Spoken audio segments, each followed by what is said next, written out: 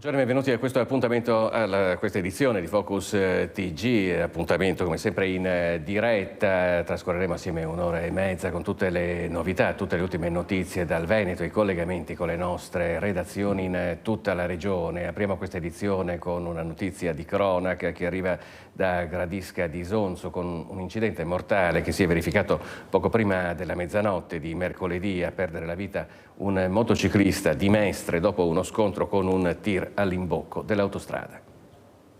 Nella notte incidente mortale per un motociclista sull'autostrada A34 in direzione Villesse, come si vede dalle immagini realizzate da ilgoriziano.it. Stando a quanto comunicato dalla Sores, l'incidente è avvenuto alle 23:33 di mercoledì 17 aprile per cause che sono ancora in corso di accertamento. Un motociclista veneto di Mestre, per l'esattezza classe 1957 e T le sue iniziali, stava percorrendo la A34 tra Gorizia e Gradisca di Isonzo, direzione Villesse, e secondo le prime ricostruzioni sarebbe stato travolto da un tir guidato da un uomo di 60 anni proprio poco dopo l'imbocco dell'autostrada a Gradisca, trascinato poi per alcuni metri e finito vicino a un altro tir che era fermo in una piazzola per la sosta notturna. Sul posto sono intervenuti subito i sanitari della Sores, i vigili del fuoco e 2 pattuglie della polizia stradale. Ma per il motociclista non c'era nulla da fare. La corsia è stata chiusa per i rilievi del caso e per questo ci sono stati anche dei rallentamenti al casello verso la 4. Intanto proseguono le indagini per stabilire l'esatta dinamica dell'incidente costato la vita al motociclista di Mestre.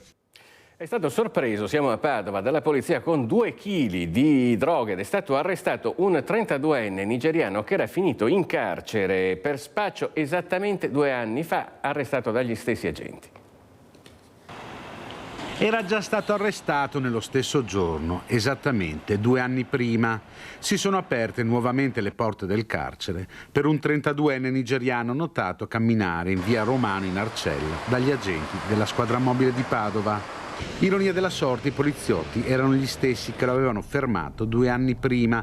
Per questo il 32enne, che aveva uno zaino in spalla, non è passato inosservato. Al momento del controllo il nigeriano, che nel frattempo si era trasferito a Cartura, è apparso nervoso e infatti dalla perquisizione sono venuti fuori 195 ovuli di eroina e cocaina, 2 kg e 200 grammi di peso per un valore sul mercato di circa 60.000 euro. Non sapeva cosa contenesse lo zaino e doveva solo custodirlo, così ha provato a difendersi l'uomo. La versione non ha convinto né i poliziotti né il magistrato, che ne ha disposto l'accompagnamento in carcere. Dove chiudiamo momentaneamente, solo momentaneamente, la pagina di cronaca, perché adesso ci trasferiamo in diretta a Vicenza, dove c'è stata la presentazione ufficiale della 95esima Dunata Nazionale degli Alpini, che si svolgerà, come sapete, a Vicenza dal 10 al 12 maggio. Per noi ci sono Luisa Bertini con la collaborazione tecnica di Simone Squarcina. Buongiorno Luisa. Sì, buongiorno a voi, buongiorno ai nostri telespettatori. Come vedete si è appena conclusa la presentazione ufficiale per questa Dunata che verrà a Vicenza protagonista tra il 10 e il 12 maggio, anche se in realtà abbiamo iniziato a parlarne già da un anno. La macchina organizzativa è già attiva da tempo, sia in termini di sicurezza sia in termini di alloggi. Siamo in compagnia del presidente ANA Vicenza, Lino Marchiori, insomma tutto è pronto. Sì, tutto è pronto. Diciamo che questa conferenza stampa è stata molto importante perché ha messo giù e ha dato notizia di tutte le linee, di tutti gli elementi che erano presenti e che da un anno che stiamo lavorando, e quindi credo che oggi abbiamo iniziato proprio a mettere giù i primi tasselli per la 3 giorni che vedrà Vicenza dal 10 al 12 maggio invasa pacificamente dagli alpini. Ecco, uno spunto interessante è stato quello che sarà un po' la Vicenza del ripristino dei valori, il cuore dell'Italia, il cuore dei valori. Sì, infatti questo è molto importante. Noi qui abbiamo nel territorio vicentino i 4 sacrari, quindi diciamo che da lì dobbiamo partire, quindi i nostri valori che derivano da chi ha dato la vita per la nostra libertà e che quindi vengono ricordati e vengono sempre messi in primo piano. Ecco, valori che sono stati anche riportati, adesso riporto così a memoria dei dati, alpini che danno ogni anno 2,5 milioni di ore lavorate che corrispondono a 71 milioni di euro l'anno, quindi un volontariato diciamo diffuso. Ricordiamo anche che dal Veneto siete stati il numero maggiore, partito poi anche in Emilia-Romagna. Sì, è uno dei nostri punti forti, quello di riuscire ad essere un'associazione d'Arma, però prima di tutto di volontariato e quindi di capacità organizzativa con la protezione civile, ma anche con tutti gli alpini, con tutti gli amici e gli aggregati, riusciamo ad essere sempre molto concreti e presenti per la cittadinanza e per i bisogni che la gente ha. Ecco, a conclusione, che cosa dobbiamo aspettarci per questa donata? Sono previste 400.000 persone. Sì, la previsione è elevata di persone perché è una terra vicentina, quindi richiama molto il nostro messaggio alpino, però voglio dire dobbiamo aspettarci sicuramente grande festa, grandi momenti di condivisione, ci sono tantissime mostre, ci sono più di 100 cori che canteranno, le nostre fanfare, quindi come ha detto il Presidente Favero, una adunata alpina con la A maiuscola. Ecco, io ringrazio il Presidente dell'ANA Vicenza, Lino Marchiori, e restituisco la linea allo studio. Grazie a Luisa Bertini in diretta da Vicenza. Tra poco ci collegheremo per continuare a parlare di alpini con Padova, dove invece c'è una polemica su una statua di un alpino armato di fucile, ma ci faremo raccontare tutto tra pochissimo. Intanto continuiamo con le ultime notizie di cronaca. Si sono dati alla fuga alla vista dei carabinieri 3 uomini che sono stati poi raggiunti e denunciati ad Albignasego. Si tratta di 3 rom di 32, 22 e 19 anni che sono stati denunciati per resistenza a pubblico ufficiale e possesso ingiustificato di chiavi alterate o grimaldelli. I 3 erano a bordo di un'auto di grossa cilindrata bianca in centro ad Albignasego e, notando la pattuglia dei carabinieri, hanno accelerato cercando di far perdere le tracce abbandonando la vettura. Il terzetto aveva poi cercato di mimetizzarsi all'interno di un bar di una zona residenziale, ma è stato identificato e denunciato. In auto aveva oggetti per lo scasso, forbici, punte di trapano e una torcia elettrica. Dalla provincia di Padova ci ritrasferiamo a quella di Vicenza, andiamo a Sovizzo. Maltratta la moglie e il figlio minorenne, è stato arrestato dai carabinieri. È successo al termine di una lite tra coniugi per futili motivi. Un uomo ha assunto atteggiamenti aggressivi e violenti nei confronti della coniuge convivente e del figlio minore. Prima gli insulti verbali, poi il passaggio dalle parole ai fatti è stato breve. Una coppia di stranieri, non nuova ad analoghe vicende, che però non avevano reso necessario l'intervento dei carabinieri. Secondo le ricostruzioni dei militari dell'Arma, al termine della lite, la donna, per fuggire ai maltrattamenti del coniuge, si sarebbe chiusa a chiave assieme al figlio all'interno di una stanza dell'abitazione familiare, chiedendo l'intervento dei carabinieri. L'uomo avrebbe anche tentato di abbattere la porta della stanza con spallate, pugni e calci, riuscendoci solo parzialmente. Immediato l'intervento di 2 pattuglie della compagnia di Valdagno e dei carabinieri di Montecchio Maggiore, che lo hanno immobilizzato. Grazie alle dichiarazioni delle vittime, i carabinieri sono riusciti a ricostruire l'intera vicenda, al termine della quale l'uomo è stato arrestato per maltrattamenti in famiglia e minaccia aggravata nei confronti della coniuge e del figlio minorenne. E allora ve l'avevo annunciato adesso quando ci siamo collegati con Vicenza per la presentazione ufficiale della Donata Nazionale degli Alpini. A Padova ci sono polemiche per cui arrivano reazioni da tutto il mondo politico riguardo alla statua di alpino con fucile che sta dividendo la giunta di centrosinistra padovano. Ci colleghiamo in diretta con Valentina Visentina e Federico Cibotto. Buongiorno Valentina.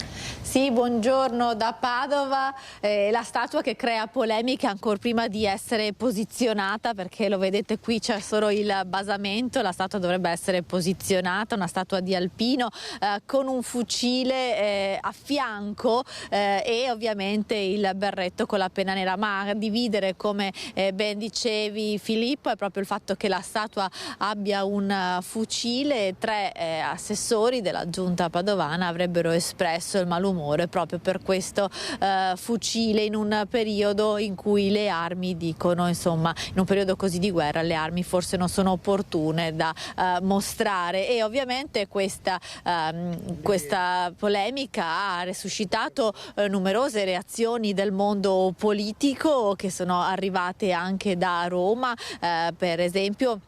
L'onorevole di Fratelli d'Italia padovana Elisabetta Gardini ha espresso la sua perplessità su queste dichiarazioni, dicendo: potremmo scrivere fiumi di parole per raccontare la storia e il presente degli alpini. Voglio ricordare il ruolo di garanti della sicurezza e della pace che svolgono a livello globale. Penso che chi oggi si oppone all'installazione dell'opera si stia coprendo di ridicolo. È intervenuto anche il senatore Antonio De Poli, anche lui padovano, e dice: sono favorevole alla messa a dimora della statua di Alpino, ma soprattutto ritengo stucchevole e priva di senso la polemica in ordine al fatto che la presenza di un fucile sarebbe ritenuta inappropriata visto il contesto internazionale attuale. Gli alpini sono veri costruttori di pace, di fronte al loro sacrificio e al loro straordinario spirito di servizio ciascuno di noi dovrebbe tenere un atteggiamento di grande rispetto. Queste dunque le parole del senatore padovano Antonio De Poli. Ma sulla vicenda si anima anche la politica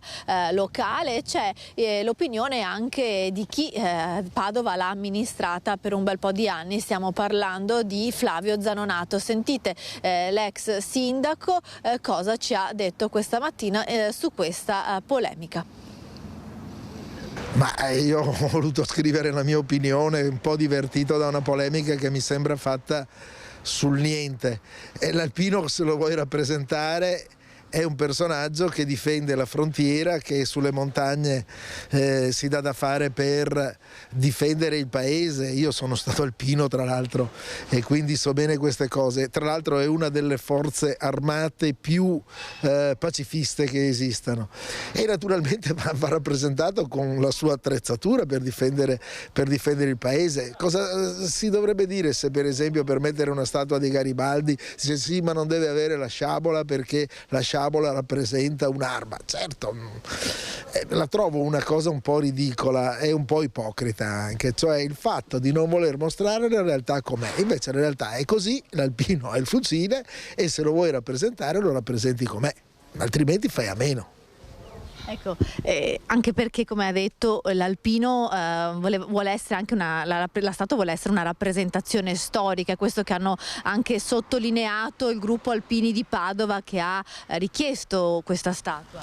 Sì, diciamo così, chi ha partecipato in qualche modo all'attività militare nel paese ricorda questo impegno, che spesso è stato segnato da sacrificio, come un impegno importante e vuole che la società glielo riconosca. Come? Con cose che danno un vantaggio solo simbolico agli alpini o piuttosto che ai bersaglieri. Abbiamo una statua dedicata ai bersaglieri, non so se l'avete mai vista, è una statua importante, via 20 settembre in fondo c'è una statua dei bersaglieri, ricordano la presa di Porta Pia. E allora ricordare un alpino che invece di avere un fucile, non lo so cosa gli vogliamo mettere in mano, un bicchiere di vino, fa ridere. Meglio lasciare perdere. Avete sentito le parole di Flavio Zanonato, esponente del centro-sinistra, che è intervenuto con il suo pensiero su questa vicenda che ha appunto creato dibattito anche a pochi giorni appunto dalla Dunata degli Alpini, come avete sentito pochi minuti fa. Ma io vi saluto, restituisco la linea allo studio lasciandovi con le parole del presidente del gruppo Alpini di Padova che proprio aveva fatto richiesta di questa statua che dovrebbe essere posizionata tra poco qui nel parco Tito Livio. Intanto da Padova è tutto, linea allo studio. Una statua che crea polemica ancor prima che venga posizionata è la statua di Alpino, che dovrebbe essere a breve installata nel parco Tito Livio di Padova. A creare malumori all'interno della giunta di centrosinistra è il fatto che la statua ritragga la figura dell'alpino con il fucile in mano, una scelta che, secondo 3 assessori, stride con il periodo di crisi mondiale, con i fronti di guerra aperti tra Palestina e Israele e Ucraina e Russia. La statua dell'alpino però era stata richiesta dal gruppo delle Penne Nere di Padova e Rovigo 4 anni fa, dopo le celebrazioni del centenario della fine della Prima Guerra Mondiale. Ci sembrava giusto ricordare dove noi siamo partiti. Siamo partiti con la Prima Guerra Mondiale, anzi prima, la nostra fondazione prima, però ecco, nel 2018 ricordiamo che Padova era un po' il centro dei festeggiamenti per la fine di quello che era successo 100 anni prima. E allora l'idea era proprio quella di ricordare un militare della Prima Guerra Mondiale. Quindi quando c'è stata la possibilità di fare un monumento, è chiaro che il monumento poteva ricordare, per ricordare appunto i nostri bisnonni, doveva essere fatto in modo più aderente possibile a quella che era la realtà dell'epoca. Il gabinetto del sindaco si era interessato e la statua è stata realizzata in questi anni dallo scultore Ettore Greco, che ha cercato di plasmare la materia in modo molto attinente alla realtà, basandosi anche su tessuti e divise dell'epoca. Quando 4 anni fa noi abbiamo festeggiato il nostro centenario, c'era questa idea di fare un monumento appunto a ricordo degli alpini.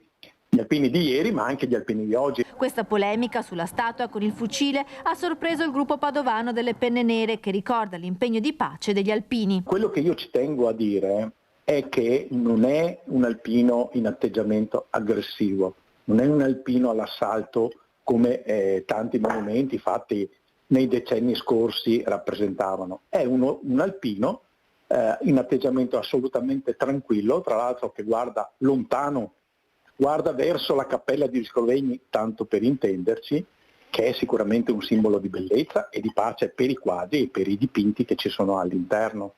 Quindi quando io ho visto gli articoli sul giornale sono stato veramente sorpreso, perché di militaresco o di aggressivo quella statua non ha assolutamente nulla. Queste dunque le opinioni su questa polemica. In questo momento si sta verificando a Padova. Noi torniamo a parlare di cronaca per un drammatico avvenimento che si è verificato in provincia di Treviso. Ci colleghiamo subito con Daniela Sizia, che si trova a Casiera assieme a Nicoletta Rizzetto per la drammatica scomparsa di un bambino che è stato travolto dall'auto del padre. A te la linea, Daniela.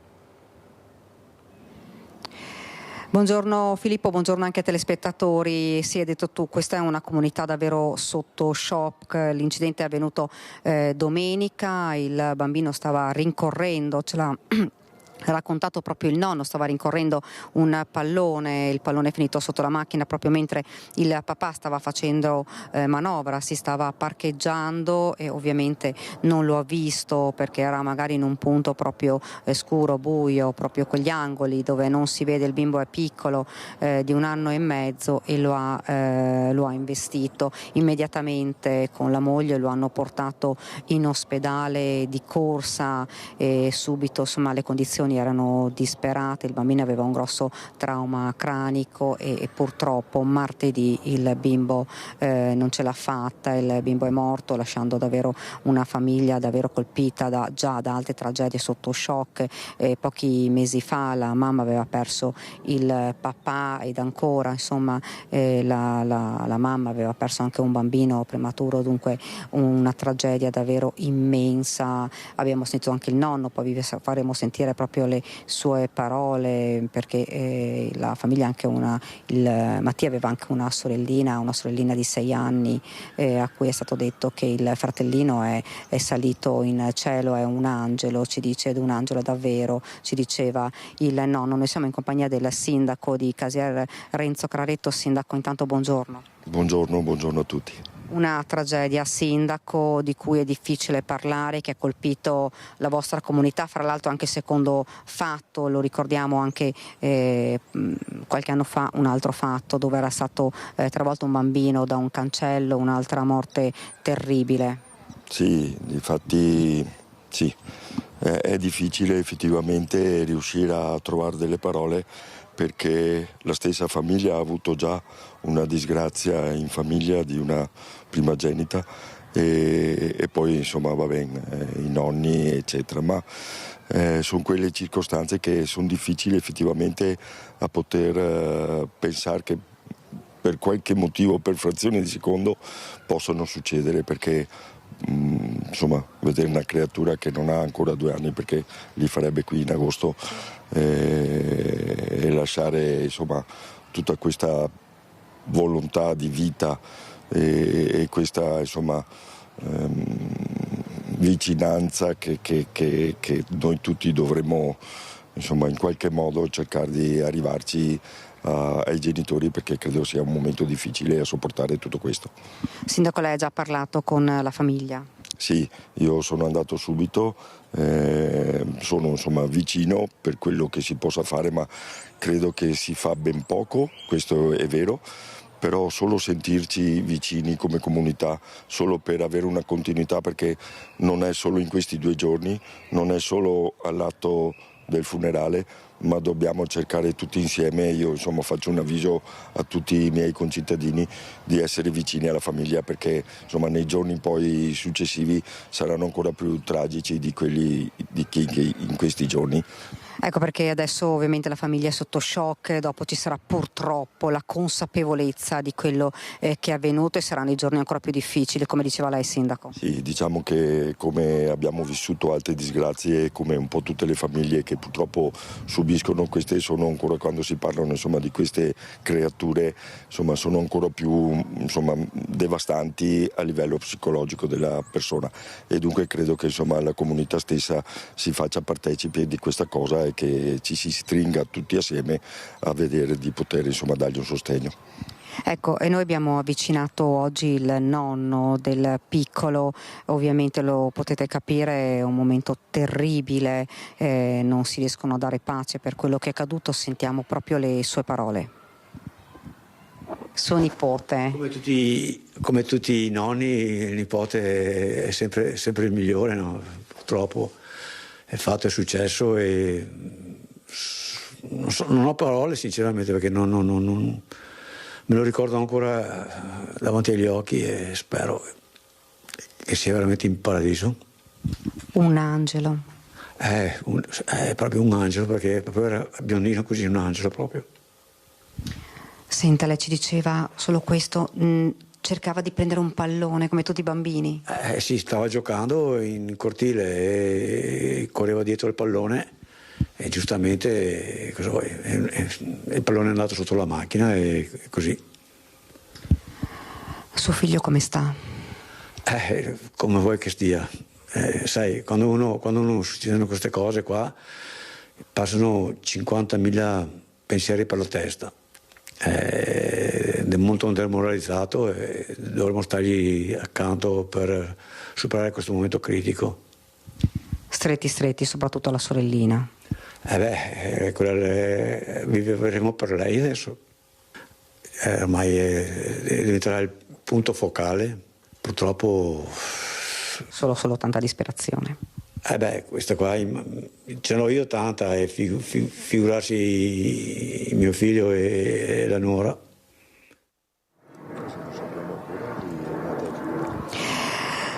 Hai sentito, Filippo, insomma, le parole disperate del nonno, che non è riuscito nemmeno a trattenere ovviamente le lacrime per quello che è accaduto. In procura ora è stato aperto un fascicolo per omicidio colposo, è stata disposta l'autopsia sul corpo del piccino. Qui da Casiere è tutto, ti restituisco la linea. Grazie a Daniela Sizia in collegamento in diretta da Casiere con la collaborazione tecnica di Nicoletta Rizzetto. Noi ora parleremo di un altro dramma, che è quello delle morti sul lavoro. Come sapete, un problema molto grande anche nella nostra regione, che è la seconda per numero di decessi in Italia. Si annuncia una nuova mobilitazione per dire basta a queste tragedie. Noi ci colleghiamo in diretta con Ilaria Marchiori, che è con noi a margine, credo, di una conferenza della CGIL e della UIL. A te la linea, Ilaria. Sì, buongiorno a te Filippo, buongiorno ai nostri telespettatori. La conferenza in realtà è ancora in corso, per cui stiamo facendo arrivare qui i nostri ospiti mano a mano, si invertiranno infatti. Partiamo proprio con la CGIL, con Giacomo Vendrame, segretario della CGIL Veneto. Allora, questa manifestazione annunciata già da tempo, ormai siamo agli sgoccioli, il 20 aprile, una manifestazione per chiedere più sicurezza sul lavoro, ma non solo, solo, le tematiche sono ben 4 per un motivo specifico, ovvero sono correlate tra loro. Certo, non c'è sicurezza e salute nel luogo di lavoro se non abbiamo un sistema sanitario all'altezza di questa prova, e quindi noi chiediamo che il governo investa in salute e quindi anche in un sistema sanitario nazionale, e chiaramente un sistema sanitario resta in piedi nel momento in cui abbiamo un sistema fiscale equo e giusto, e quindi il governo deve smetterla di fare gli sconti a chi evade, ma semmai fare una vera riforma fiscale che faccia in modo che dipendenti e pensionati trovano risposta appunto in un fisco più giusto, e che serva a finanziare anche il settore pubblico e il welfare come necessario. E poi tutto questo è possibile se chiaramente interveniamo anche sui salari assolutamente essenziali per fare in modo che le persone recuperino quell'inflazione che, è bene ricordare, nell'ultimo periodo è stata generata soprattutto per i profitti, non sicuramente per i lavoratori e pensionati. Ecco, Vendrame, lei poco fa ha detto una cosa molto importante, ovvero si utilizza la tecnologia in molti settori, ma non se ne è mai parlato invece per quanto riguarda proprio la gestione degli incidenti sul lavoro, della sicurezza. Sì, come sindacato noi dà molto fastidio che ci si concentra sempre sulla produttività, sui profitti, sugli utili, ma non si riesce mai in qualche modo a comprendere che ad esempio la tecnologia, oltre a aumentare la produttività, potrebbe aiutare a ridurre gli infortuni e le morti sul lavoro e anche le malattie professionali. Perché non c'è questo tipo di attenzione? Perché l'attenzione di tutto il sistema in qualche modo è generare solo denaro, profitti, quando invece dobbiamo ritornare a portare le persone al centro, all'interno dei luoghi di lavoro, riconoscendo il lavoro che svolgono, che tra l'altro grazie a quel lavoro si genera tutto il resto. Ecco, Vendrame, quante persone sono previste sabato 20 aprile che parteciperanno alla manifestazione? Beh, chiaramente a livello nazionale saranno moltissime. Quello che di certo noi sappiamo è che il contributo del Veneto è un contributo importante, perché come CGIL UIL stiamo organizzando oltre 3.000 persone che parteciperanno appunto a Roma al corteo, poi al comizio finale.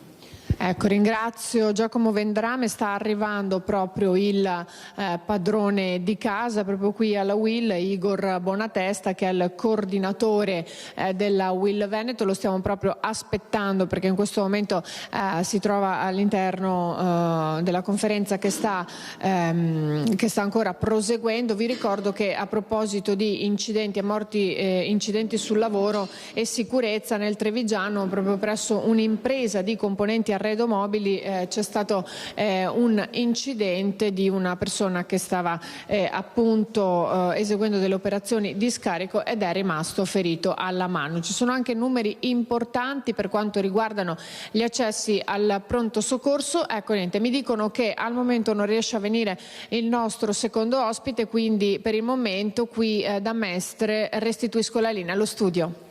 Grazie Ilaria Marchiori in collegamento da Mestre. Noi proseguiamo con la cronaca. È stato arrestato dai carabinieri un 71enne per una condanna definitiva a 2 anni e 2 mesi di reclusione per l'omicidio stradale di Roberto Brotto, manager dell'ULSS di Cittadella, trovato morto il 23 maggio 2017 a Lusiana Conco dopo essere stato travolto durante un giro in bicicletta. Brotto era scomparso il giorno prima dopo essere uscito in bici verso l'altopiano di Asiago. Era stato ritrovato a una decina di metri in un dirupo al di là del ciglio della strada.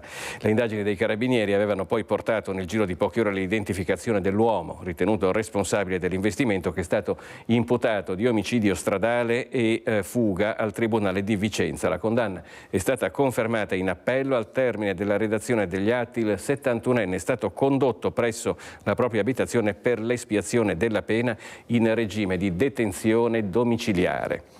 Lite violenta in famiglia a Noventa Padovano. Intervengono i carabinieri e arrestano un uomo che stava minacciando moglie e suocero.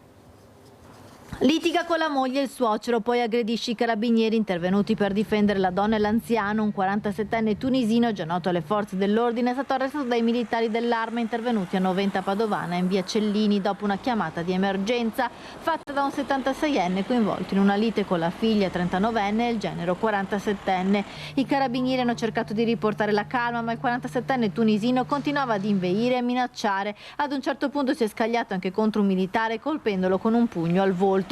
Sul posto è intervenuta anche un'altra pattuglia che ha fermato l'esagitato, che è stato arrestato. Per lui, dopo il rito direttissimo, sono stati disposti gli arresti domiciliari.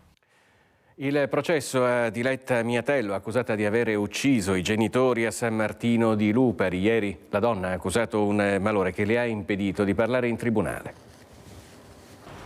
Non ce l'ha fatta parlare. Dopo aver ascoltato in tribunale a Padova le testimonianze della mattinata, Diletta Miatello, l'ex agente della Polizia Municipale di Asolo, accusata dell'omicidio dei genitori, è stata accolta da un malore ed è stata riportata nel carcere di Montorio a Verona. Aggiornato all'11 settembre il processo che vede la donna imputata con l'accusa di aver ucciso la mamma Mariangela Sarto, 84 anni, e il padre Giorgio Miatello, 89, in questa villetta di San Martino di Lupari nella notte tra il 26 e il 27 dicembre 2022. La madre è stata trovata senza vita, il padre si è spento dopo 2 mesi di agonia il 28 febbraio 2023. Un massacro, quello che si era consumato all'interno della casa dove Diletta era tornata a vivere. La mamma uccisa con 24 colpi in testa, il padre colpito al capo e al braccio. Una storia difficile quella di Diletta e della sorella che a inizio marzo in aula ha testimoniato come il padre le avesse picchiate fin dall'infanzia. Diletta Miatello, seguita dal CSM di Cittadella, si era rivolta alle cure del pronto soccorso anche l'anno precedente alla strage, presentandosi con un occhio nero e una ferita in testa, forse frutto di violenza. Durante l'udienza il giudice Mariella Fino ha incaricato lo psichiatra goriziano Alessandro Saullo, che dovrà valutare la capacità di Diletta Miatello di intendere e di volere. Al momento i carabinieri escludono responsabilità di terzi nel caso di Martina Peruzza, la farmacista trovata agonizzante il 19 marzo scorso a Colle Umberto. L'ipotesi principale resta quella del malore.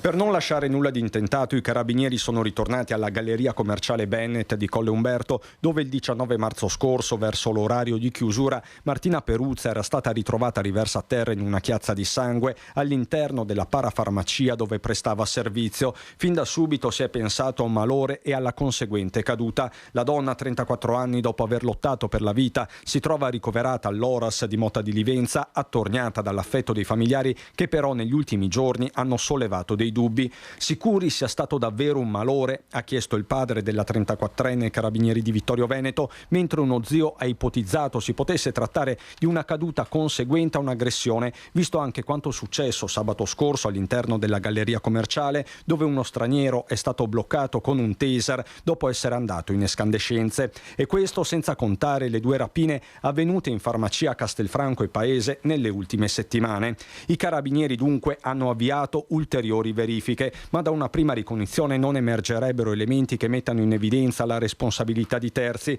Chi ha soccorso la donna riferisce di ambienti integri. La stessa ULSS ribadisce il primo referto della neurochirurgia, quadro compatibile con malore e caduta.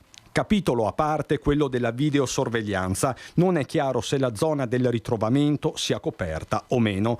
Una parola definitiva potrebbe però arrivare dalla stessa Martina, che non ricorda nulla di quella sera e che da pochi giorni ha iniziato a parlare in italiano. Dopo aver ripreso conoscenza, infatti, la donna si esprimeva in inglese, lingua appresa durante un periodo all'estero. All'Oras la 34enne è arrivata 5 giorni fa. Attualmente è ricoverata in neuroriabilitazione, quindi parliamo di riabilitazione specifica per problemi a livello del sistema nervoso centrale. Ci vorrà quindi del tempo? Di solito sì, ci sono tempistiche precise perché non si possono ipotizzare recuperi veloci di questa tipologia di danno o problematica cerebrale, quindi bisogna permettere congruo tempo di riabilitativo e di recupero. Adesso stiamo cercando di dare alla riabilitazione il senso di recupero neurologico completo. Questa volta è andata bene a voi, ma la prossima volta vi ammazziamo tutti. Una minaccia lanciata niente meno che in tribunale durante un'udienza del processo per l'omicidio di Fiera dal figlio e 2 nipoti della vittima al fratello dell'uomo accusato di omicidio. Momenti di tensione dopo la pausa pranzo durante la seconda udienza a Fiume dell'omicidio di Fiera. Prima di entrare nell'aula della Corte d'Assise, il figlio e 2 nipoti della vittima si sarebbero avvicinati al fratello di Afrim Manciuca, 52 anni kosovaro, che colpì Colgeci con una coltellata alla gamba perforandogli l'arteria e lo avrebbero minacciato. Gli avrebbe detto che sostanzialmente erano stati fortunati la volta scorsa, ma che la prossima volta li avrebbero ammazzati tutti. Queste sono state le parole testuali riferite dall'imputato. L'udienza, durante la quale hanno raccontato la loro verità proprio i 2 nipoti di Ragip Colgeci, si è gelata. Qualche minuto e la persona minacciata, anch'esso indagato per concorso in omicidio, ha chiesto di rilasciare delle dichiarazioni spontanee. Il giudice Iuri De Biasi ha immediatamente chiesto la visione delle telecamere di videosorveglianza posizionate all'esterno della Corte d'Assise. Loro negano recisamente di aver mai proferito quelle minacce.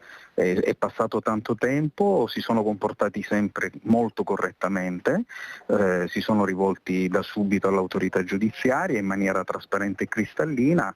Non penso che se avessero voluto minacciare avrebbero atteso oltre 1 anno e mezzo l'avrebbero fatto in una sede di tribunale. Ora i 3 dell'altra fazione, quella legata alla vittima, rischiano di essere indagati per minacce, un fatto grave. Fatto evidentemente grave che se dovesse risultare accertato appare dimostrativo della personalità di tutti i soggetti coinvolti. In udienza i 2 nipoti della vittima hanno ripercorso quel drammatico giorno, hanno raccontato di essere caduti in una trappola la sera del 12 ottobre 2022 quando scoppiò la mega rissa e venne ucciso Colgeci. I nipoti hanno spiegato di essere arrivati al bar La Mude in viale 4 novembre per calmare gli animi, ma sarebbero stati aggrediti da Afrim Manciuca, 52 anni kosovaro, e dal connazionale 33enne Valmil Gashi, arrivati in forza con parenti ed amici.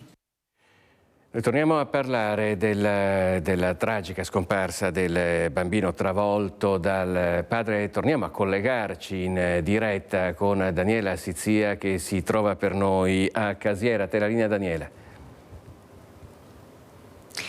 Sì, buongiorno ancora Filippo e buongiorno ancora ai telespettatori. Noi abbiamo raggiunto il presidente della cooperativa alternativa Marco Toffoli, dove lavora il papà da anni, quindi è molto conosciuto, ma dove addirittura lavorava invece il nonno del bambino, che è stato proprio il fondatore, ci ha detto il presidente di questa cooperativa. Ci ha raccontato il presidente, insomma, ha incontrato il papà, lo ha abbracciato, noi siamo qua per lui, come potete capire, insomma, sotto shock anche tutti i lavoratori dipendenti, il presidente di questa cooperativa. Nessuno riesce a spiegarsi un incidente così drammatico. Sentite le parole. Siamo rimasti letteralmente senza parole, perché veramente non ci aspettavamo una notizia del genere. E soprattutto pensando alla famiglia di Olaf. Olaf è un nostro socio lavoratore da molti anni e Olaf è sempre molto attento, quindi veramente non riusciamo a capacitarci come sia potuto succedere questo, però i bambini sono imprevedibili e quindi lo penso anche da padre di 3 figli, dico sì. È vero, ci sono dei momenti in cui il bambino sfugge e non sai dov'è, ma qui veramente vogliamo stringerci con Olaf, con Gabriele papà, che è stato il nostro primo presidente, in un abbraccio fortissimo e questo credo sia la cosa più sensata in questo momento, senza tanti altri commenti. Senta, lei è riuscito a parlare con il papà del bimbo? Non sono ancora riuscito perché abbiamo lasciato un po' questi giorni la famiglia il più possibile tranquilla. Ho parlato con Gabriele, col nonno, ci siamo sentiti ed era ancora fiducioso quando ci siamo sentiti che ci fosse qualche speranza. Ci siamo stretti in un fortissimo abbraccio virtuale, gliel'abbiamo anche comunicato. Certo saremo sempre presenti e sicuramente ci stringeremo anche in futuro attorno alla famiglia, perché purtroppo un evento del genere non lo cancelli con colpo di spugna, rimane forte, e quindi sicuramente avranno bisogno di sentirsi vicina l'amicizia e il supporto delle persone.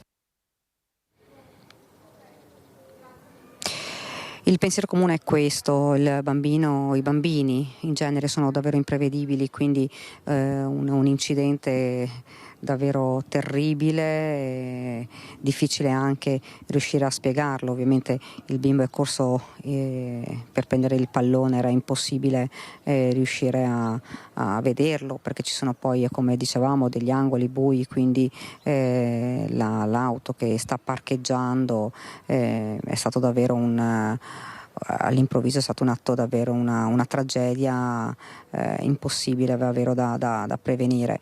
Questo è quello che è accaduto. La mamma ovviamente ha dovuto dire alla sorellina quello che era accaduto e ha detto il tuo fratellino ora è in cielo ed è un angelo, le stesse parole che ci ha detto proprio il nonno, è un angelo biondo che è salito in cielo. Voi capite insomma la disperazione di questa famiglia. Ora continua l'iter giudiziario, lo avete sentito prima, è stato aperto un fascicolo per omicidio colposo e questo, diceva la procura, insomma ovviamente è un atto dovuto per consentire insomma l'autopsia sul corpo del piccino, autopsia che verrà eseguita nelle prossime ore. Qui da Casiera è davvero tutto, la linea allo studio.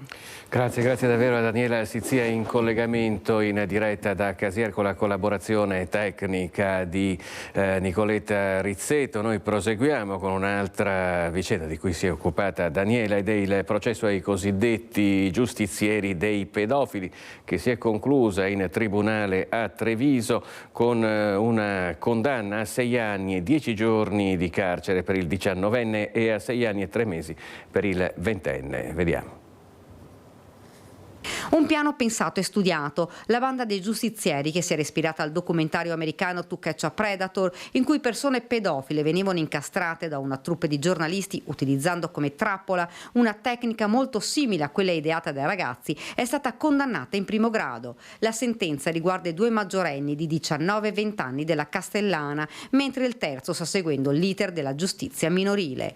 Il giudice ha ridotto la pena rispetto a quella chiesta dal pubblico ministero, 6 anni e 3 mesi per il 20enne, 6 anni e 10 giorni per il 19enne. Il giudice doveva depositare le motivazioni. 90 giorni per la motivazione della sentenza, ha ritenuto assorbiti i reati di sequestro di persona in quello delle 8 rapine pluriaggravate che era la contestazione. Attendiamo la motivazione al fine di valutare poi se impugnare, come ritengo, la sentenza, posto che nel caso del mio assistito era documentato da parte del consulente della difesa, il dottor Kirna, un vizio parziale di mente. I giovanissimi tra il 2022 e il 2023 hanno agito nella zona compresa tra Vedelago e Campigo, trasformandosi in giustizieri dei pedofili. Dopo essersi iscritti in una chat per soli uomini, hanno atteso di essere contattati. Poi facevano scattare la trappola. Con taser immobilizzavano le vittime, le legavano, picchiavano e rapinavano. Arrestati dopo l'ultimo episodio a Vedelago all'interno di un casolare, la vittima un 50enne. Si tratta di giovani che vivono in condizioni di estrema fragilità in contesti difficili, come hanno sottolineato nuovamente le legali. Anche questo, sicuramente questo è stato un motivo per magari non comprendere il disvalore della loro condotta, ma pensare solamente a punire, diciamo, altri tipi di comportamenti. Si spera che insomma in un anno qualcosa abbiano capito. Sicuramente, anche perché hanno tenuto una condotta irreprensibile durante questa misura cautelare con tutte le prescrizioni. È già da 1 anno e 2 mesi che sono chiusi dentro casa e parliamo comunque di 2 ragazzi giovani. Voltiamo pagina, parliamo di cambiamento climatico e rischio idraulico anche in Veneto. Prima però per quello che riguarda un altro genere di meteorologia, cioè quella politica. Guardate la pagina del Gazzettino Online con questo fotomontaggio di Flavio Tosi e Luca Zaia. Alta tensione, Lega Forza Italia. Sull'autonomia Tosi va contro il presidente della regione, strepita senza senso. Stefani, che è il segretario regionale della Lega, dice: così siete fuori dalla regione, per cui c'è una polemica che oramai sta raggiungendo livelli molto alti. Addirittura il segretario della Lega dice a Forza Italia che è fuori dalla maggioranza in Consiglio regionale. Dicevamo cambiamento climatico e riduzione, che impone una riduzione del rischio idraulico anche in Veneto. È stato avviato l'ampliamento del bacino di laminazione di Montebello Vicentino. Con un primo colpo di pala simbolico è stato dato avvio all'estensione dell'invaso di Montebello Vicentino, una delle opere che la Regione Veneto ha pianificato dopo l'alluvione del 2010 per difendere i territori dal rischio idraulico, in questo caso per contenere le piene dei fiumi Agnoguà e del torrente Chiampo. Un piano, quello regionale, del valore di quasi 3 miliardi di euro. Qui ne verranno investiti quasi 22 milioni. Fa parte del nostro piano che è diventato un modello nazionale. Io adesso prenderò il treno, andrò a Roma, domani c'è un convegno importante con 3 ministri e probabilmente la Presidente del Consiglio, dove mi hanno invitato per rappresentare il modello veneto di difesa del suolo. Questo ne è un esempio. Qui siamo all'interno del bacino di laminazione di Montebello, che esiste già da parecchi anni e che è in grado di invasare circa 6 milioni di metri cubi d'acqua per evitare che arrivino verso valle. Con una estensione di circa 17 ettari, il bacino potrà passare dal contenere 6 milioni a 9 milioni di metri cubi d'acqua in un luogo di interconnessione strategico a cavallo dei 2 corsi d'acqua. Un potenziamento di una struttura a difesa non solo di Vicenza, ma anche di alcuni territori nelle province di Verona e Padova. È una cosa importantissima, abbiamo visto com'è cambiato il clima in questi ultimi anni e quindi aver avuto una visione così importante da parte della Regione, che è una visione consolidata nel tempo. Abbiamo visto i lavori già fatti anche all'interno della provincia di Vicenza, quindi è un lavoro che va ad aiutare i paesi a valle, che tra l'altro ho trovato anche i sindaci che tanto ci hanno ringraziato, e quindi c'è solidarietà tra i vari paesi, quindi un'opera importantissima che aiuterà proprio alla gestione di questi cambiamenti climatici, soprattutto con questi eventi estremi che capitano sempre più spesso. I lavori sono già partiti e ci vorranno un paio d'anni, se non ci sono intoppi, per il primo stralcio, che è il più importante, più grosso, e poi dopo altri 2 anni per il secondo e terzo stralcio. E a gioire per l'ampliamento del bacino di laminazione sono anche i residenti, perché qui, dicono, gli allagamenti sono diventati sempre più frequenti. Beh, io direi un'ottima iniziativa, in quanto il bacino appunto ci può aiutare tanto col discorso meteorologico, nel caso ci fossero delle forti precipitazioni, può aiutare sicuramente specialmente le abitazioni e le case che sono a rischio appunto di esondazione e quant'altro. L'ampliamento dell'invaso di Montebello Vicentino è un'opera che non sarà di utilità solo dei territori a valle di questo luogo. La peculiarità di questo intervento permetterà di risolvere i problemi anche ai cittadini di quest'area, che ormai troppo spesso si vedono inondare cantine e scantinati nell'ospitare questo vero e proprio lago artificiale saltuario. Per questo l'annuncio dell'avvio dei lavori è stato ben accolto anche dai residenti. Sì, assolutamente d'accordo, nel senso che è un'opera valevole, nel senso che merita, perché ci ha salvato tante volte, e ampliarla vuol dire salvare non solo la città di Montebello, ma anche insomma il Vicentino e il Veneto in generale quando arriva il maltempo, quindi ottimo che sia andata in questa direzione. Servono al 100%, e quando che piove c'è il bacino, poi c'è comunque servono queste opere, sono molto importanti. Costano so quanti soldi, però servono. Per me sì, molto importante, come ho visto quella di Trissino, è molto importante perché l'alluvione e tutto. Penso proprio di sì, insomma penso che sia la sua utilità, che ci sono dei problemi. Certo c'è una protezione per il paese, per per i privati, è ottimo che venga fatte queste cose, come ha fatto il bacino su Atrissino, così è ottimo. Cioè, sono passata con la bicicletta, ho detto non sembra neanche un bacino. Anzi, che ben vengano, cioè più cose si fanno meglio è, voglio dire, piuttosto di far case o capannoni è meglio salvarsi dalle acque. Quando ci sono le emergenze è giusto che ci sia anche le giuste correzioni. Sì, è meglio appunto investire appunto su queste opere che sta facendo, e è una buona opera quello che sta facendo, appunto, di investire su tutto ciò. E non pagare i danni dopo. Esatto, può venire meglio che curare, insomma. E a proposito di ambiente, c'è un passo importante per quello che per lo stop dell'inceneritore di Fusina. Siamo a Marghera, in Comune di Venezia. L'Istituto Superiore di Sanità ha infatti espresso parere negativo sul progetto e ora i comitati confidano in una folta presenza cittadina alla prossima manifestazione. L'Istituto Superiore di Sanità ha espresso giudizio negativo sul progetto dell'inceneritore per fanghi proposto da Enel Rewind a Malcontenta.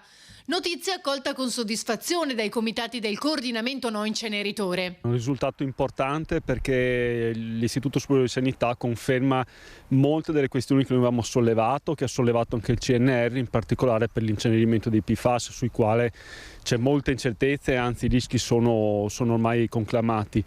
E poi comunque l'Istituto riconosce che Porto Marghera è un luogo già inquinato, la qualità dell'aria è già oltre i limiti e quindi loro dicono in questo contesto non bisogna aggiungere altro inquinamento ma bisogna risanare. Ora, evidenzia Donadel, non si può più far finta di nulla. Nessuno può far finta di nulla, i fanghi sono contaminati da molte sostanze perché i depuratori civili ricevono non solo le scariche delle fognature ma anche delle industrie come delle concerie eccetera. E tra questi inquinanti ci sono i PFAS. Il problema PFAS è un problema molto serio, va affrontato innanzitutto mettendoli al bando. Quali saranno dunque i prossimi passaggi? La palla passa alla Regione Veneto, prima di tutto al Comitato Tecnico di Valutazione di Impatto Ambientale e ovviamente a tutti gli enti coinvolti nella conferenza di servizi, primi tra tutti i comuni di Venezia e di Mira. La battaglia non è ancora vinta e la manifestazione del 1° giugno dopo questo giudizio assumerà ancora più importanza. Abbiamo vinto la battaglia, significa che abbiamo fatto un buon passo in avanti. Il 1° giugno c'è questa grande manifestazione a Mestre, sabato 1° giugno alle 15:30 stazione ferroviaria, e quello sarà un appuntamento decisivo perché se saremo in tanti, e questo è l'appello che facciamo ai cittadini, forse riusciamo a dare un colpo decisivo a questo progetto. E ora saliamo sull'altopiano di Asiago perché dopo tanti anni il TAR ha messo la parola fine sul contenzioso della lottizzazione dell'ex colonie di Asiago. 17 anni di contenzioso, una lunga battaglia legale fatta di ricorsi, controricorsi, consulenze e perizie. Ora il TAR ha messo la parola fine sull'annosa questione della lottizzazione ex colonie di Asiago. Questa è stata una vicenda che ci ha creato particolari problemi e anche molte notti insonni, devo dire, perché eravamo preoccupati in quanto il TAR aveva dato ragione inizialmente agli immobiliari su una richiesta risarcitoria del danno. Ci era stato riconosciuto che a seguito della bocciatura di una lottizzazione da parte del Consiglio Comunale, una lottizzazione che veniva realizzata in un luogo di pregio e prevedeva la realizzazione di oltre 100 appartamenti, le immobiliari avrebbero avuto diritto ad un risarcimento del danno. Ecco che abbiamo impugnato questa sentenza che di fatto dava avvio ad un iter risarcitorio con la quantificazione di un danno nelle mani di un perito, di un ingegnere che era stato nominato. Il Consiglio di Stato fortunatamente ha riconosciuto la bontà dell'iniziativa del Comune, ha riconosciuto la fondatezza della nostra azione e soprattutto che non vi era colpa grave in capo all'amministrazione, e questo è il motivo per cui il TAR qualche giorno fa ha comunicato, recependo la sentenza del Consiglio di Stato, che veniva definitivamente cessata la materia del contendere e si chiudeva dopo molti anni questa vicenda. Ecco, non posso che manifestare la mia soddisfazione per la chiusura di una vicenda che dal punto di vista legale ha visto dei momenti di tensione tra l'amministrazione e la parte privata, ma voglio anche sottolineare che l'amministrazione persegue un interesse pubblico che non era certamente quello di annientare fare le immobiliari, ma era quello di portare avanti una linea di rigore nella gestione urbanistica. Rimaniamo in provincia di Vicenza, si avvicina la stagione delle ciliegie a Marostica. Il maltempo ha risparmiato le coltivazioni, ma il freddo di questi giorni potrebbe influenzare negativamente la produzione. Noi siamo andati a Pianezze per incontrare il presidente del consorzio di tutela della ciliegia di Marostica, Giuseppe Zuec. Siamo a Pianezze, con me c'è Giuseppe Zuec che è presidente del consorzio della ciliegia IGP di Marostica. Allora presidente, alle nostre spalle ci sono dei bellissimi ciliegi, facciamo il punto sulla stagione. Allora la stagione si presenta bene, abbiamo avuto un'ottima fioritura e una buona legagione, le api hanno fatto altrettanto un buonissimo lavoro e i risultati si vedono. Fino adesso la ciliegia ha finito la scamiciatura e sono abbastanza avanti praticamente. In questi giorni si registra una riduzione delle temperature rispetto a domenica, quando abbiamo registrato anche 29 gradi. Adesso le temperature si sono notevolmente abbassate. Questo può rappresentare un rischio, Presidente, per le ciliegie? Guardi, se non gela non crea problemi, se fa un po' più fresco non è male, perché la ciliegia con il fresco matura gradualmente. Sappiamo che ci vogliono 40 giorni dal momento della fioritura al momento della maturazione della ciliegia. Allora se in questi giorni fa anche un po' fresco, un po' più fresco, non crea problemi, anzi vorrei dire che sotto certi aspetti per la ciliegia con il fresco matura gradualmente, quindi in pratica ha il tempo per fare una pezzatura più grossa, questo è molto importante. Il grande nemico dei coltivatori di ciliegia è sicuramente la grandine. In questi anni sono stati posizionati dei sistemi antigrandine con dei cannoni. Vi mette al sicuro questo sistema? Vi sentite un po' più tutelati da questo punto di vista? Guardi, l'arma che combatte la grandine non esiste. Di fronte a certi temporali, non è possibile riuscire a fermarla, certi uragani soprattutto. Però di fronte a temporali medi ha dimostrato la difesa attiva che è stata messa in piedi in questi anni, coi cannoni, ha dimostrato una sua validità, anche perché tutte le difese attive sono in fase sperimentale. Non esiste una sperimentazione dove dà risultati certi che quel tipo di difesa è sicuro al 100%. Siamo sempre in fase di sperimentazione, da sempre. Quindi va mantenuto questo tipo di difesa, consapevoli che di fronte ai uragani non c'è niente da fare, però di fronte ai temporali medi ha dimostrato, ripeto, una sua efficacia. Tra quanto mangeremo queste ciliegie, Presidente?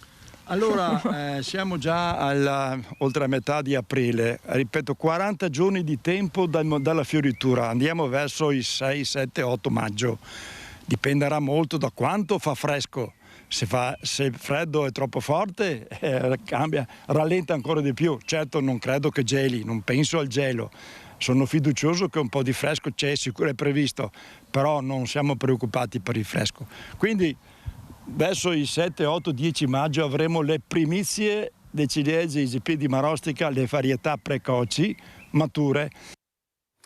E ora ci spostiamo a Spinea, in provincia di Venezia, per raccontarvi le traversie di un campione di nuoto paralimpico che non riesce a entrare nei locali a causa delle barriere architettoniche e ora annuncia battaglia a nome dei disabili a chi non rispetta le regole.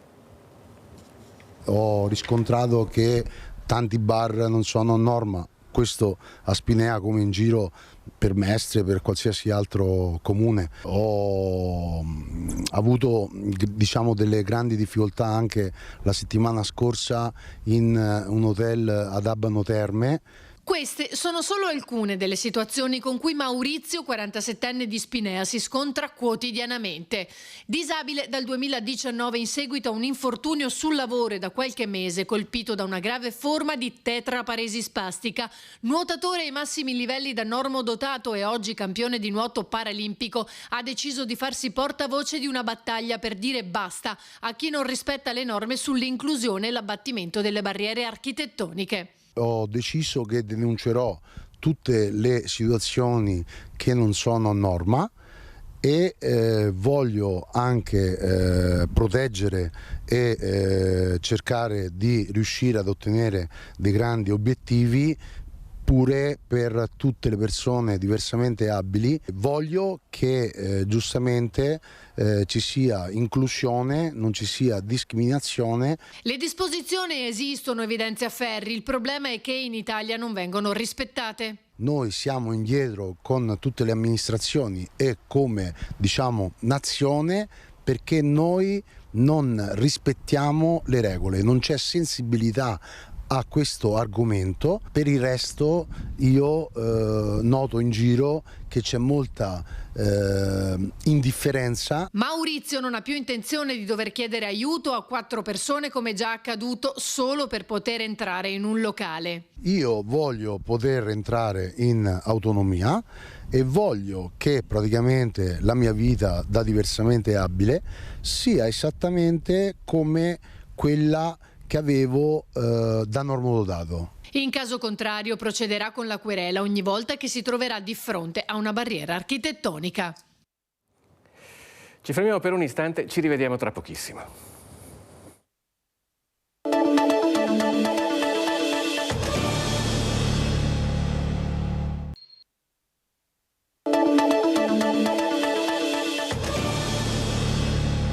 Eccoci in diretta Focus TG. In questa seconda parte del nostro programma ci ha raggiunto un ospite. Si tratta di Gioia D'Angelo, che è un'attrice teatrale veneta. Buongiorno e grazie di aver accolto il nostro invito. Con lei parleremo di teatro, ma di teatro anche visto come impegno civile, possiamo dire, perché c'è anzi senza possiamo dire, assolutamente come impegno civile, perché iniziamo subito prima parlando dello spettacolo che lei sta preparando, che tra poco avrà anche le prime rappresentazioni, perché si parla delle infiltrazioni mafiose in Veneto.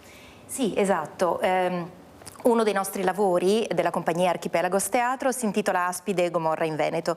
È un caso di casalesi insinuatisi in territorio veneto che hanno usurato più di 130 imprenditori. Noi raccontiamo questa storia perché contattati da Libera contro le mafie, nella figura di Marco Lombardo, che ci ha dato gli atti del processo. Noi ne abbiamo fatto uno spettacolo grazie alla drammaturgia sapiente del nostro Tommaso Fermariello, un bravissimo drammaturgo italiano, e io e Martina Testa, l'altra attrice, portiamo in scena questa storia. Con Aspide stiamo girando da qualche tempo e domani siamo ad esempio al Cinema Teatro Aurora a Treviso. È una matinée, quindi per le scuole, ma aperto al pubblico. Saremo poi il 21 maggio alla Camera di Commercio di Milano e il 31 maggio a Codevigo alla Sala Polivalente. Lo spettacolo sarà serale, quindi alle 20:30 per tutto il pubblico, insomma. C'è una frase che mi ha colpito, l'ha pronunciata Mario Crisci, che è stato a capo della società Aspide, il gruppo di persone affiliate ai casalesi. Abbiamo deciso di concentrare le nostre operazioni nel nord-est perché qui il tessuto economico non è così onesto.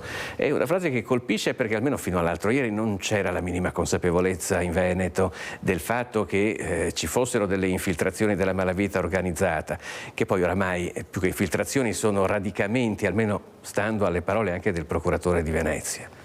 Sì, in realtà questo lavoro è stata un'occasione anche per me, come attrice, come persona, di apprendere qualcosa della quale ero all'oscuro. Ingenuamente, quando Marco mi ha parlato di questo caso e di mafia in Veneto, ho detto ma no, non esiste, dunque non c'è. E in realtà poi, come il mio personaggio, la giornalista, che per scrivere un articolo ricostruisce la storia man mano, anch'io ho appreso di questo caso e non ne sapevo nulla. Tra l'altro gli uffici di Via Lisbona, a Padova, in zona industriale, non sono così lontani, anzi sono una realtà a me e a tutti i padovani molto vicina, ma era una storia di cui non si parlava, ecco perché l'esigenza di raccontarla. Poi noi come Archipelagos Teatro in realtà non abbiamo solamente una vocazione al tema della legalità o al teatro civile. Noi, per correttezza lo dico, abbiamo fatto uno spettacolo l'anno scorso trilogia della villeggiatura di Carlo Goldoni, eravamo allo Stabile del Veneto a Venezia e adesso stiamo lavorando a un nuovo progetto, se avremo modo ne parleremo. Quindi sì, Aspide Gomorra in Veneto è sicuramente una delle storie che ci sta a cuore raccontare perché è della nostra città, perché ci racconta una storia vera che racconta vite di persone esistenti. E questo sono storie vere. Qual è l'accoglienza del pubblico a trattare questo genere di tematica? C'è una consapevolezza del fatto che si stanno raccontando delle storie vere, attuali, oppure c'è più incredulità? O rifiuto magari? Allora, in realtà c'è molta partecipazione da parte del pubblico e questo ci rende felici, è un riscontro davvero importante per noi che facciamo questo lavoro. In realtà Aspide mi ha dato modo di conoscere cose che prima non conoscevo come attrice. Per esempio stiamo lavorando tantissimo con le scuole. Non posso non ringraziare il sostegno della Regione Veneto, del Comune di Padova, l'assessore alla legalità, Libera, Avviso Pubblico, insomma la Camera di Commercio, sicuramente sono enti che ci stanno aiutando tantissimo a promuovere questa storia, ma in generale sono davvero a volte ancora incredula di come viene percepita dai ragazzi. Hanno una profonda coscienza e consapevolezza adesso di che cosa sia anche l'impegno civile, prendono a cuore delle cause che forse io da adolescente non prendevo a cuore o non mi era chiaro, vivevo più in una bolla rispetto ad adesso e i ragazzi fanno delle domande puntuali, coinvolgenti, appassionate, ci chiedono, sono giustamente preoccupati per il loro futuro perché è qualcosa che appunto la mafia in qualche modo è diventata una rete più come dire insidiosa perché sottile, trasparente, che coinvolge molte più persone di quanto pensavamo, molte più aree, non è più geolocalizzata e quindi relegata a alcune regioni, ma ormai è qualcosa che ci riguarda tutti e ovunque.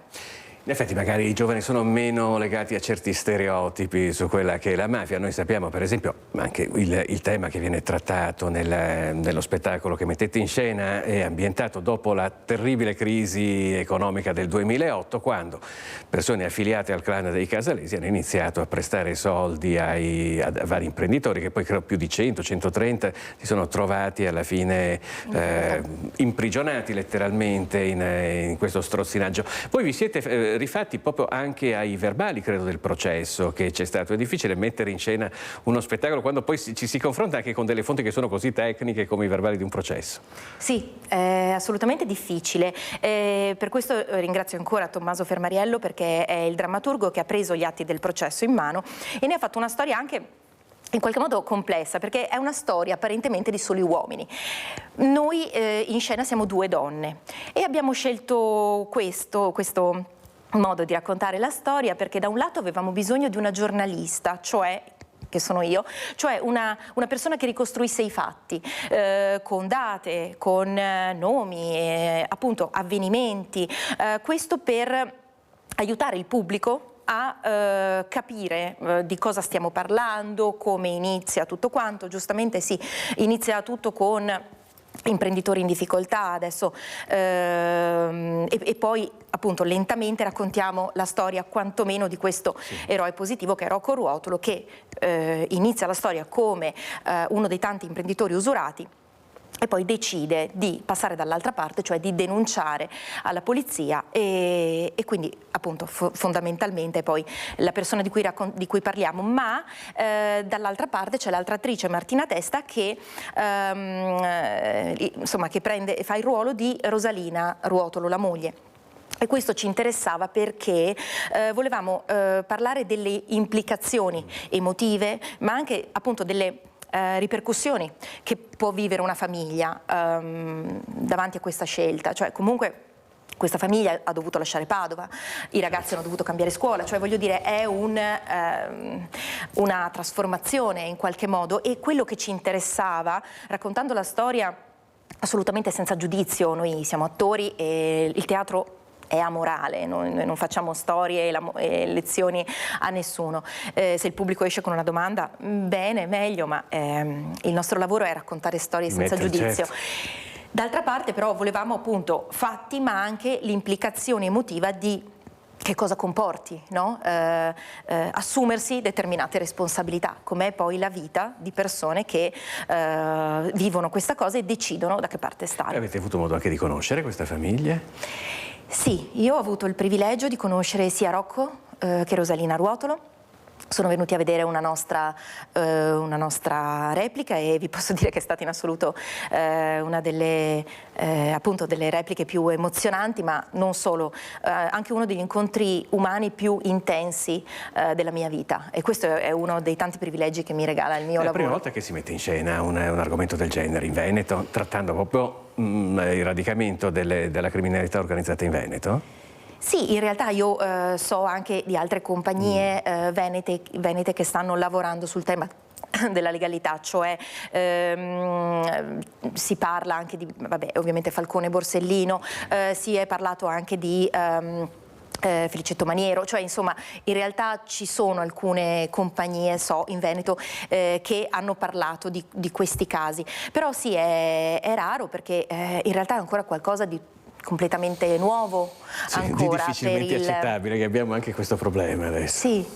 Sì, in realtà sì, ma c'è una forte, mi chiedeva prima, no? Come risponde il pubblico, a parte i giovani, c'è un profondo coinvolgimento e un profondo senso in qualche modo di presa di coscienza, di responsabilità. Molto spesso le persone ci fermano dopo lo spettacolo e ci raccontano anche le loro storie, ci raccontano che cosa hanno provato grazie allo spettacolo, e questo è ovviamente meraviglioso perché dà linfa al nostro lavoro. Allora, io volevo farle vedere un servizio, così parliamo anche allarghiamo un pochino il campo, anche sull'impegno artistico e su quanto poi l'arte possa essere correlata con la politica oppure la cronaca, come in questo caso giudiziaria, con un flash mob che c'è stato ieri a Venezia in occasione della Biennale d'Arte Contemporanea. Un cappio pende sul Canal Grande dal ponte dell'Accademia. È stato appeso con un raid fulmineo dall'Associazione Italia-Iran per la democrazia e la libertà della nazione iraniana, in segno di protesta per la presenza della Repubblica Islamica alla Biennale d'Arte. L'esposizione mediatica mondiale, di cui godono gli atti anche di protesta e denuncia posti in essere in occasione della Mostra Internazionale d'Arte Contemporanea, hanno convinto gli attivisti dell'associazione a scegliere Venezia per far sentire la propria voce. L'Iran è il paese con il maggior numero di impiccagioni al giorno. La stragrande maggioranza delle vittime sono giovani donne, giovani uomini che vengono impiccati, condannati a morte con processo sommario solamente per dei reati di opinione o peggio ancora dei reati contro la morale, contro la religione islamica sciita duodecimana, ovviamente ritenuta tale dal regime fondamentalista. Non appena iniziata, la violenta repressione delle manifestazioni contrarie al regime in Iran era già stata denunciata in un flash mob a Santo Stefano con tutti i consiglieri comunali di Venezia. Pochi giorni prima una delegazione dell'Associazione dei Democratici Iraniani in Italia era stata accolta a Palazzo Ferrofini per ricevere la solidarietà del Consiglio regionale Veneto. Da allora le tensioni tra Iran e Israele hanno portato all'apertura di un ulteriore preoccupante fronte di crisi. Oggi sopra il cappio, sul ponte dell'Accademia, un cartello recita: "Il popolo iraniano vuole libertà e pace". Che informazioni trapelano dall'Iran attraverso i contatti che avete in quel paese? Sicuramente la popolazione è molto spaventata per quello che le potrà accadere, un attacco esterno che possa coinvolgere vittime civili è sicuramente una opzione da scongiurare. La cosa che gli oppositori iraniani ci dicono e auspicano è quello che il mondo occidentale possa più che altro isolare completamente il regime in modo da poter favorire una rivolta dall'interno che sia fatta da iraniani per raggiungere la libertà. Dunque, in studio con noi c'è Gioia D'Angelo, che è impegnata con uno spettacolo teatrale, un'attrice che è impegnata con lo spettacolo teatrale Aspide e Gomorra in Veneto sulla presenza della mafia in Veneto. Noi ci ricolleghiamo anche magari a quello che abbiamo visto adesso per quello che riguarda la Biennale di Venezia. Quanto l'impegno civile di un artista può fino a dove può arrivare, diciamo dove ci si deve fermare e quanto poi è giusto che, per esempio, il paese di provenienza, per alcuni artisti che non possono in questo momento esporre alla Biennale di Venezia, possa influenzare anche quella che è la propria attività? È importante, dal mio punto di vista, che l'arte in qualche modo aiuti a prendere posizione. Ripeto, come dicevo prima, è una questione non per forza morale, ma certamente teatro e impegno civile vanno a braccetto, e dal mio punto di vista il teatro ha a che fare con il sé e con la persona che sei e che vuoi essere. Ripeto, non sempre il teatro è civile o politico, però già dall'antichità il teatro era utilizzato così, era un modo per fare politica davanti agli spettatori, quindi era un coinvolgimento totale, attraverso ovviamente il coinvolgimento emotivo arrivavano poi i messaggi politici. Indipendentemente da tutto, quello che mi sento di dire è che è sempre importante fare sentire la propria voce, sempre, e a maggior ragione per persone che in questo momento non possono fare sentire la loro.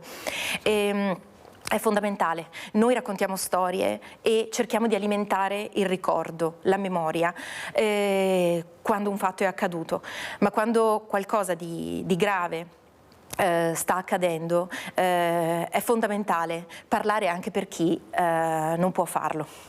Poi naturalmente qua parliamo in generale, si può essere d'accordo, non d'accordo, ma al di là poi dell'aspetto artistico e del valore artistico che può avere una rappresentazione, l'importante è anche stimolare il dibattito, per cui insomma vengano, soprattutto sempre, quando si parla, come in questo caso, di vicende di cui purtroppo non c'è ancora la consapevolezza piena da parte degli abitanti della nostra regione. Noi ci fermiamo per un istante, ci vediamo tra pochissimo, vedremo altri servizi e rimarremo in compagnia anche di Gioia D'Angelo, a tra poco. Grazie.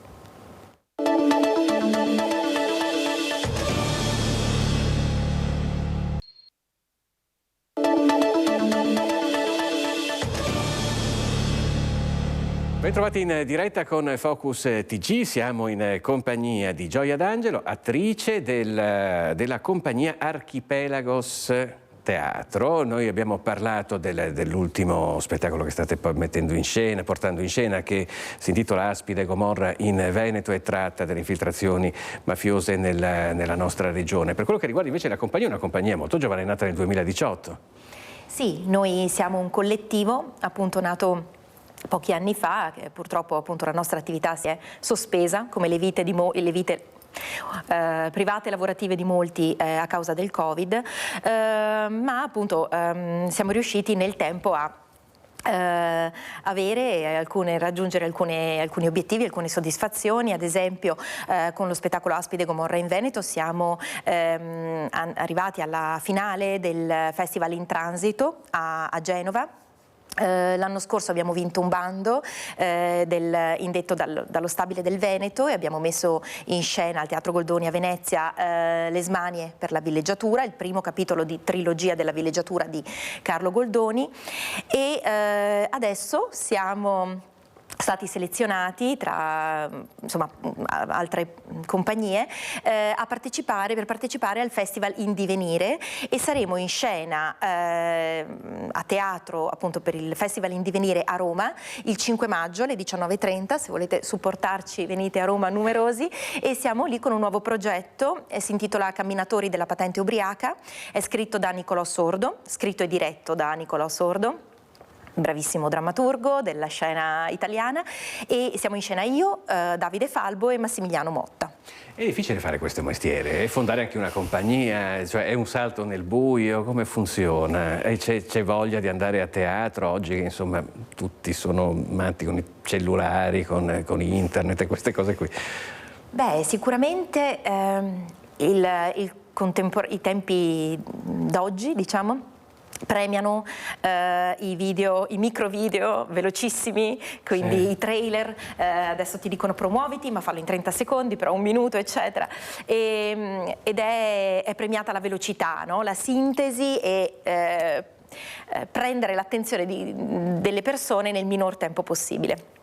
E questo a volte cozza, no? Con il nostro mondo, che è un tempo del qui e ora, è un tempo più dilatato e il teatro ha bisogno di un respiro. Penso di poter dire che sia uno dei pochi riti rimasti e la sua sacralità è proprio nel spegnere il cellulare, consiste nello spegnere il cellulare, entrare in sala, lasciarsi avvolgere dal buio e lasciarsi condurre da noi attori che in qualche modo siamo lì, viviamo vite di altri, respiriamo insieme al pubblico e se accade di lasciarsi andare avviene una delle magie più incredibili possibili da vivere.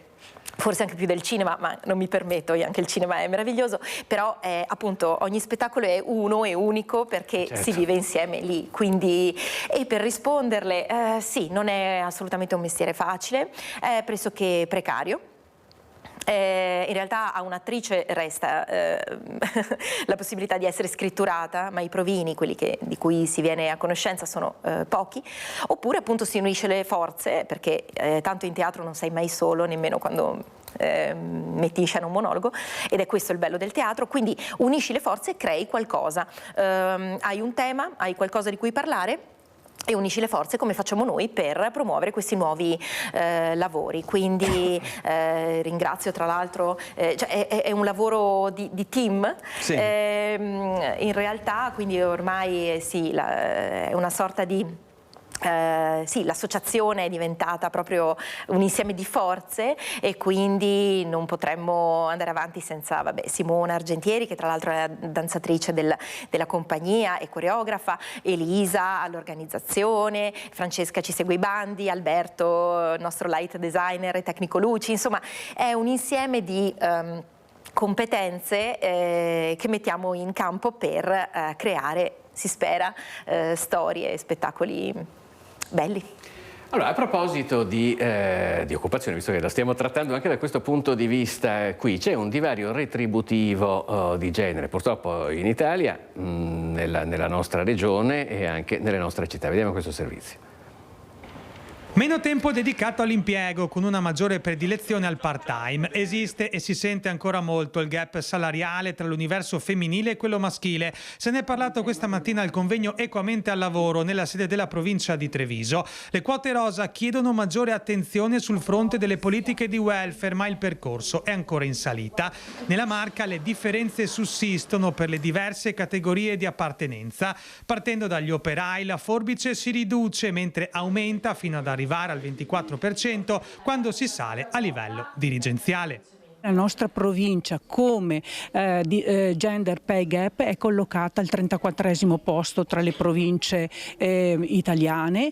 E è un dato che non è che ci fa molto onore e ci porta a riflettere anche sul fatto che i giovani preferiscono prestare la loro forza lavorativa, la loro professionalità nelle aziende vicine. In Veneto c'è un'apposita normativa per contrastare il fenomeno. È una legge importante anche per le misure che prevede per aiutare l'ingresso e il reingresso delle donne nel mondo del lavoro.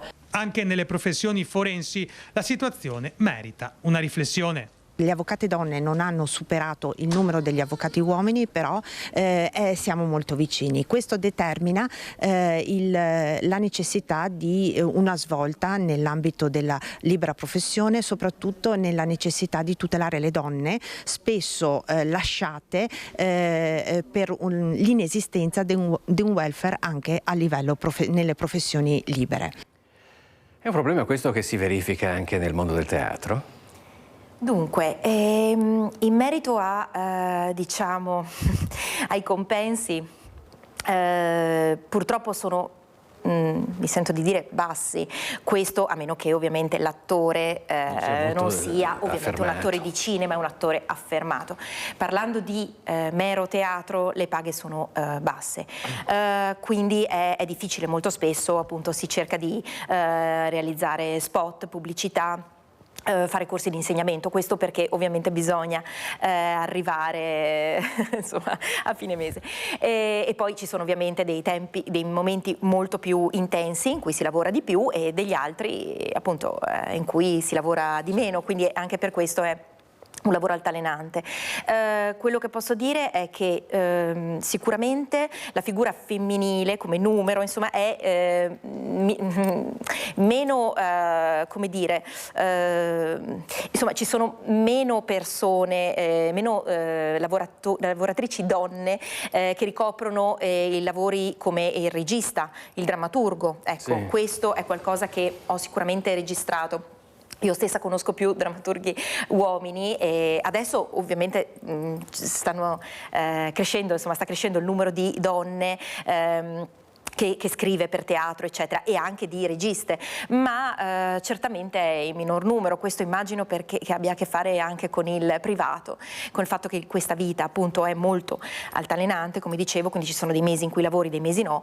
Molto spesso se hai la fortuna di poter girare con il tuo spettacolo, ci sono delle tournée e questo appunto forse per una donna comporta ancora più rinunce rispetto alla figura maschile, ma in realtà credo che se c'è proprio un campo in cui si possono fare grandi cambiamenti è proprio quello artistico. Quando qualcuno ha qualcosa di buono e valido da dire, donna o uomo che sia, può farlo e in qualche modo può avere e farsi strada e far sentire la sua voce. Poi certo è più complesso tutta la questione della circuitazione eccetera, però credo che possa comunque avvenire. diciamo siamo abbastanza ben messi rispetto se non altro ai settori di cui sentivamo parlare prima. Sì. Noi ringraziamo Gioia D'Angelo perché siamo proprio in chiusura e ricordiamo lo spettacolo Aspide e Gomorra in Veneto. Il prossimo appuntamento è a Treviso Domani mattina al Cinema Teatro Aurora alle 10:30, è una mattinée e siamo lì con Aspide, poi il 21 a Milano, quindi un po' fuori zona, ma di nuovo siamo a Codevigo il 31 maggio alle 20:30 alla Sala Polivalente. E poi appunto saremo a Roma al festival e speriamo che vada bene. Allora, il prossimo appuntamento, grazie a Gioia D'Angelo. Grazie a voi del vostro invito. E grazie a voi che ci avete seguito. Focus TG termina qui, buon proseguimento di giornata.